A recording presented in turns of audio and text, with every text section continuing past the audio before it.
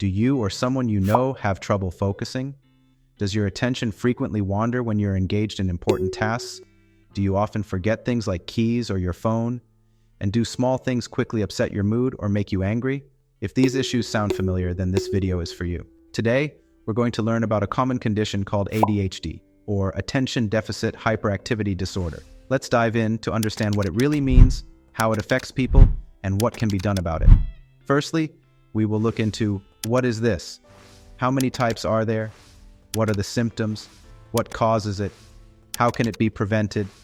How is it diagnosed? What are the treatment options? And finally, the conclusion.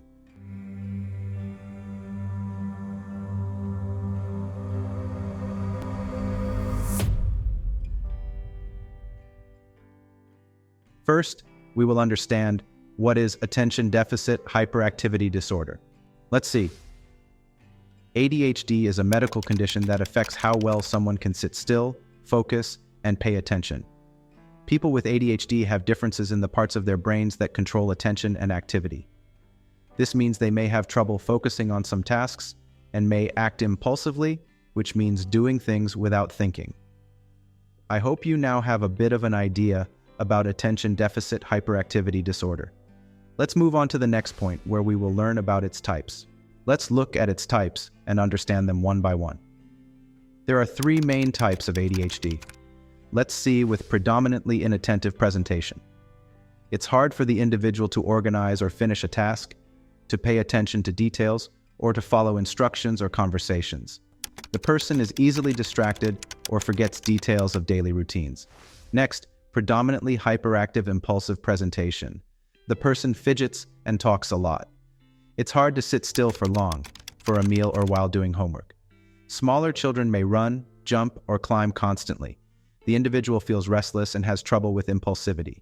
Someone who is impulsive may interrupt others a lot, grab things from people, or speak at inappropriate times. Next, combined presentation. Symptoms of the above two types are equally present in the person. Friends, these were some of the common types of attention deficit hyperactivity disorder. Now let's move to the next point, where we will learn about its symptoms. ADHD has many symptoms, but in this video, we have covered some common ones. Here are a few common symptoms of attention deficit hyperactivity disorder. ADHD symptoms differ, but here are some common ones explained simply, such as lack of focus. People with ADHD find it hard to keep their mind on one task.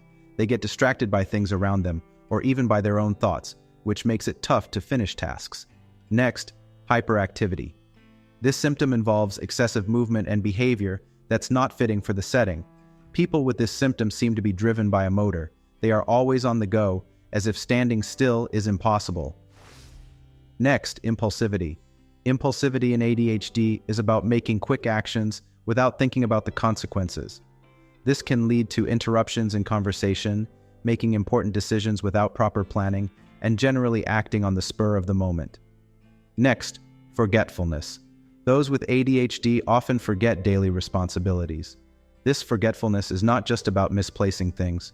It's also about forgetting appointments, obligations, and having to be reminded of daily routines repeatedly.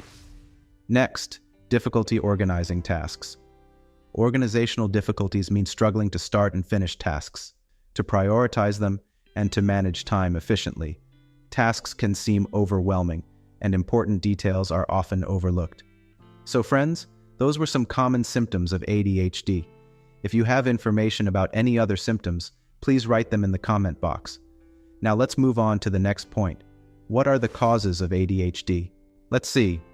The exact reasons why someone might have ADHD are not known, but researchers think it involves genetics, which means it can run in families, and differences in the brain's structure and chemistry. Brain injuries, exposure to environmental risks, like lead, and alcohol and tobacco use during pregnancy can also play a role. These were some common causes. Now let's move on to the important points, where we will learn how it is treated. Let's see.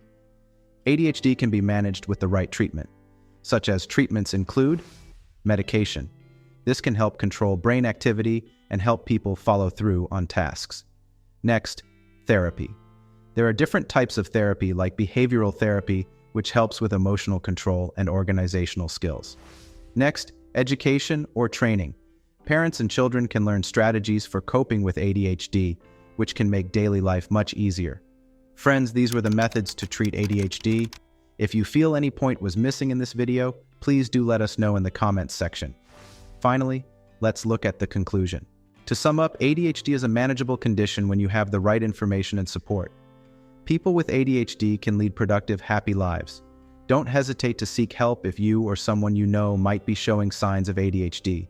Remember, you're not alone, and many resources are available to help you. Thanks for watching.